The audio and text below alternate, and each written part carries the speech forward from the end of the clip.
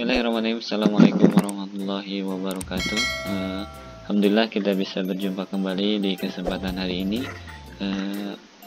untuk membahas lanjutan materi kita di semester 2 dalam mata pelajaran informatika untuk kelas 7.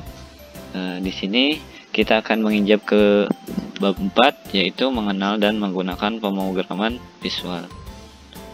Nah, baik, kita awali pertemuan hari ini dengan membaca basmalah bersama-sama. Bismillahirrahmanirrahim. Silahkan kalian buka buku di halaman 121 ya. Kita akan awali bab ini dengan mempelajari tujuan pembelajarannya apa saja.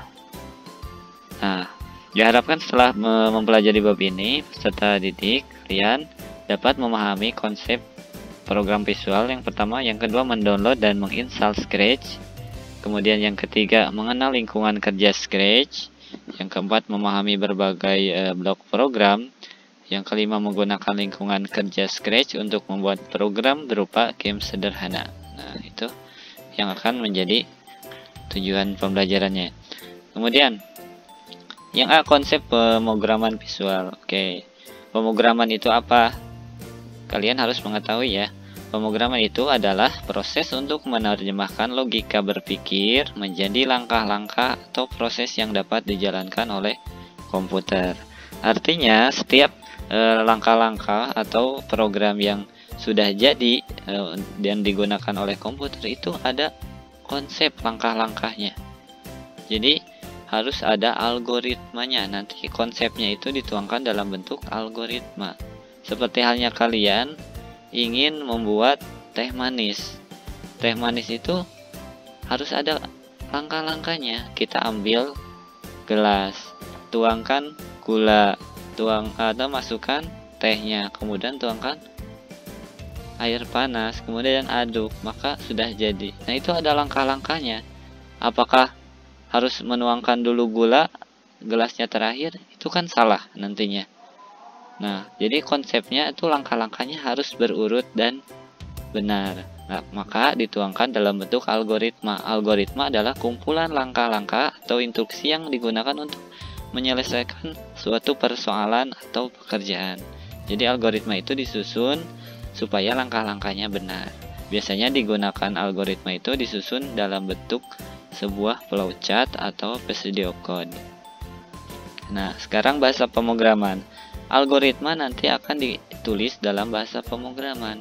Bahasa pemrograman adalah bahasa yang dimengerti oleh komputer, yang memungkinkan kita bisa memerintahkan komputer untuk melakukan proses pekerjaannya. Nanti kita harus tahu apa saja yang jenis-jenis dari bahasa pemrograman itu. Di sini ada beberapa bahasa pemrograman yang sering digunakan. Ada C++, ada Java, ada Python, ada Ruby, ada Perl, ada PHP, ada Pascal, ada bahasa visual ya. Kemudian, nah, jika ingin kalian menjadi seorang programmer, maka kalian harus menguasai bahasa pemrograman tersebut. Minimal satu bahasa kalian harus bisa kuasai. Nah, nanti bahasa pemrograman yang kita sudah tulis atau diketik, maka harus diterjemahkan ke dalam bahasa mesin. Bahasa mesin ini adalah bahasa yang akan dipahami oleh komputer. Jadi bahasa pemrograman itu dicompiling oleh compiler sehingga menjadi bahasa mesin dan nantinya bisa dijalankan programnya dalam komputer. Nah, compiler adalah mengubah program yang ditulis oleh programmer menjadi bahasa mesin yang dimengerti oleh komputer. Artinya bahasa yang ditulis oleh programmer dirubah menjadi bahasa mesin sehingga dipahami oleh komputer. Oke, nah konsepnya seperti ini. Algoritma nanti ditulis dalam sebuah bahasa pemrograman, nanti di compiler, kemudian baru dipahami oleh komputer sehingga perintah-perintahnya bisa dijalankan oleh komputer. Jadi awalnya dari langkah-langkah yang kita buat ya, dituangkan dalam bahasa pemrograman, di compiler, dan bisa dijalankan perintahnya oleh komputer. Nah, selanjutnya kita akan menggunakan bahasa pemrograman visual. Bedanya tadi ada bahasa pemrograman konvensional itu harus diketik ya, harus diketik. Nah, seperti ini, diketik rumit, harus paham bahasanya seperti apa, tulisannya jangan sampai salah. Kalau bahasa visual atau blok itu hanya digunakan menggunakan susunan blok yang sudah tersedia. Jadi logika atau perintah-perintahnya sudah ada dalam blok tersebut, tinggal kita drag and drop. Nah, bahasa pemrograman visual itu dilakukan dengan cara mendrag and drop bagian program menggunakan blok kode. Kemudian pemrograman blok ini adalah pemrograman yang dilakukan tanpa menulis kode-kode program, melainkan hanya menyusun blok programnya saja, karena perintah-perintahnya sudah ada di blok. Jadi kita tinggal menyusun saja, tidak usah repot mengetik dan memahami bahasa pemrograman. Jadi kalian bisa mudah. Tapi tidak terbatas juga, kalian bisa berkreasi dengan menggunakan pemrograman visual ini, membuat game, membuat animasi cerita dan sebagainya. Nah, kalian harus download dulu ya dan install aplikasi Scratch-nya melalui link https://scratch.meet.edu/download.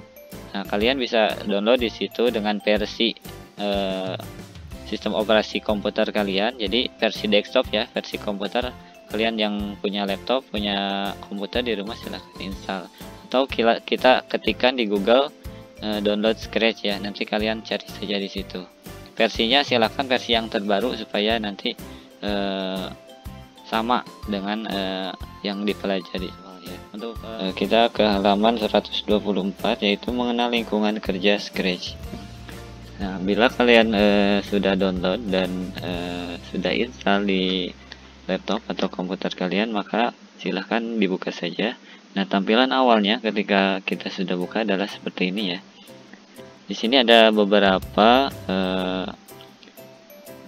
lingkungan Scratch yang kita harus pahami ya. Yang pertama, di sini ada menu bar. Menu bar ini terdiri dari file, edit, kemudian di sini ada yang gambar bola dunia, itu digunakan untuk mengubah bahasanya ya.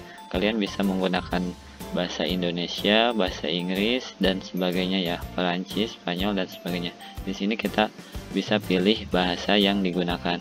Kemudian di sini ada file ini terdiri dari new untuk membuat project baru. Kemudian load from your computer berarti ketika kita sudah punya project yang sudah disimpan, kita bisa buka kembali dengan from your computer.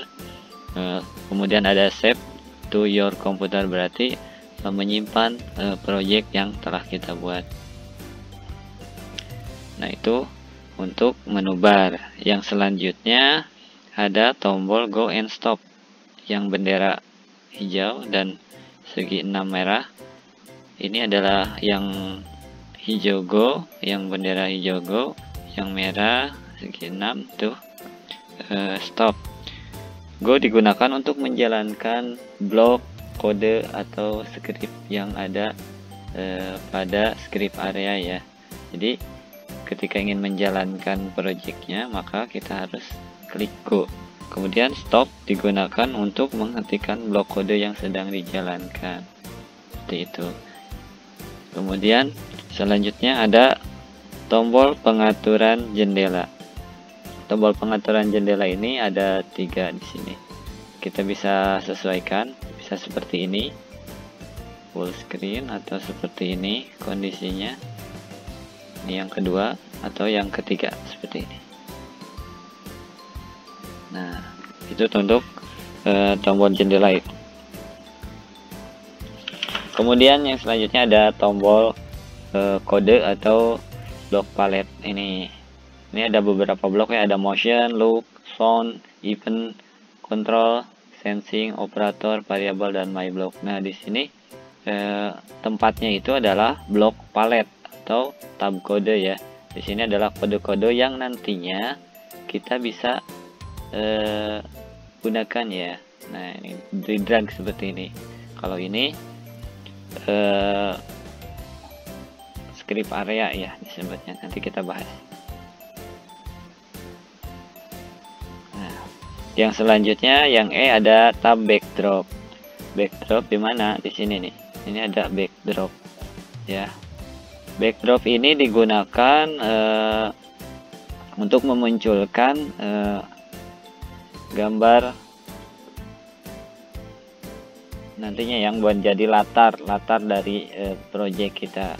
Di sini ada beberapa yang bawaan ya. Kalian bisa menggunakan yang bawaan dari aplikasinya. Di sini sudah ada tipe-tipe dan kriterianya. Ada misalkan temanya musik, beberapa tema ada olahraga, outdoor, indoor, space, underwater, ada veteran ya. Ini beberapa backdrop bawaan. Kita contohkan satu, misalkan seperti ini. Nah, jadi ini menjadi latar dari project kita. Nah, di sini ada beberapa yang harus kita ketahui. Nih, tab backdrop ini. Kalau ini Paint bisa kita gambar sendiri. Jadi backdropnya kita buat sendiri. Kemudian kalau kita pilih surprise berarti random ya, nanti digunakannya random. Kemudian ada lagi upload backdrop. Nah, kalau upload backdrop ini bisa kalian download gambarnya, nanti dimasukkan ke sini. Jadi kalian bisa download dari komputer kalian, dimasukkan untuk menjadi backdrop atau latar dari projectnya, seperti itu. Nah, itu untuk backdrop. Kemudian untuk selanjutnya tab custom. Nah, tab custom ini digunakan untuk apa? Nantinya menampilkan Paint editor. Artinya kalian bisa mengedit custom atau mengcustom gambarnya. Jadi si kucingnya, nah kucing ini disebut sprite ya. Jadi tokoh atau karakter yang ada dalam project ini disebut sprite ya. Nah, kita bisa custom di mana? Nah, ini tab custom. Kalau kita klik custom, maka misalkan si kucingnya ini ingin ukurannya diperbesar atau diperkecil ya, kita kecilkan. Nah, di stage atau di panggung itu atau di kanvasnya itu jadi kecil sesuai dengan yang kita inginkan, atau kita ingin merubah warnanya jadi merah, jadi biru, atau jadi apalah. Nah, seperti ini. Ini untuk merubah atau mengcustom gambarnya ya, baik warna atau menggambar ulang untuk sprite ya. Jadi tab custom. Kemudian ada tab sound. Ada tab sound di sini. Tab sound ini digunakan untuk memberikan efek suara ya. Nanti kan untuk game yang menarik harusnya kita menggunakan efek suara. Misalkan si sprite-nya ini ingin diberikan suara, kita klik sound, di sini ada. Nah, ini yang bawaan kan, misalkan di sini voice.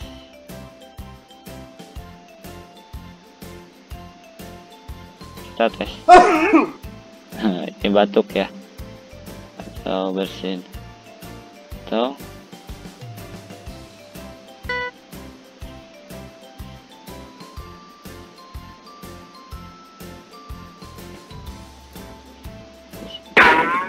nah seperti itu. Di sini ada efek-efek yang akan digunakan untuk menarik atau membuat menarik dari sebuah proyek kita ya.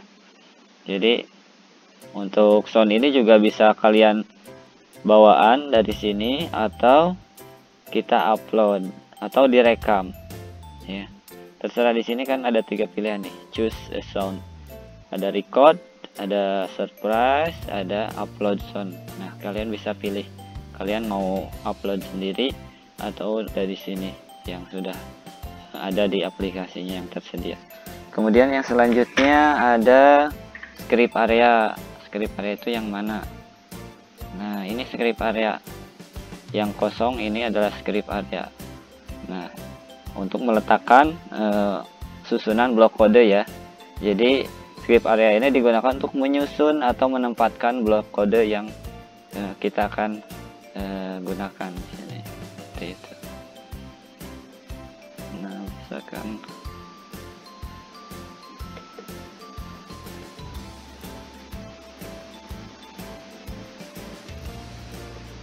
seperti itu. Jadi nanti akan kita susun. Kemudian ada stage. Stage adalah jendela yang digunakan untuk menunjukkan tampilan dari program. Nah, ini stage. Ini disebut stage. Yang ada backdrop yang ini. Ini stage. Stage ini berukuran tengah-tengahnya kan titik koordinatnya kosong di tengah gini. Ke kiri minus 240, ke kanan 240, ke atas plus 180, ke bawah minus 180. Jadi ada titik sumbunya ya, dari kalau atas ke bawah itu sumbu di sini.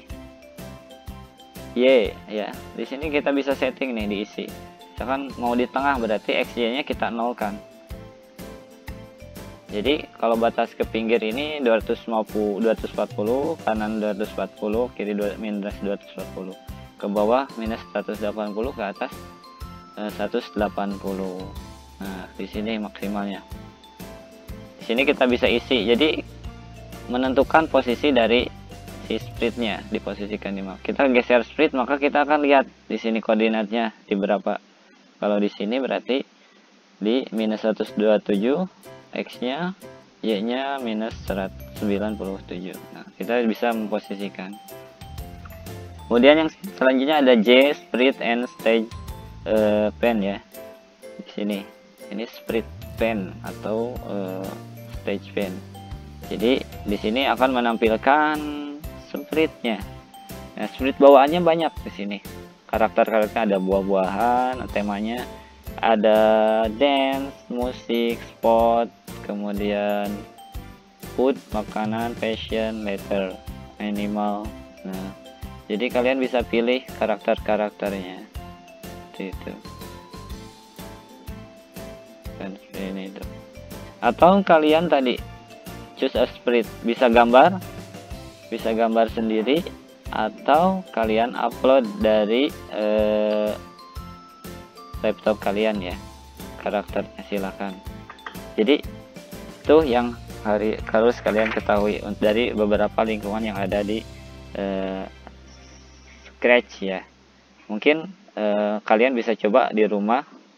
Untuk project selanjutnya nanti akan dipraktekkan di pertemuan berikutnya. Pertemuan berikutnya kita akan bahas lagi tentang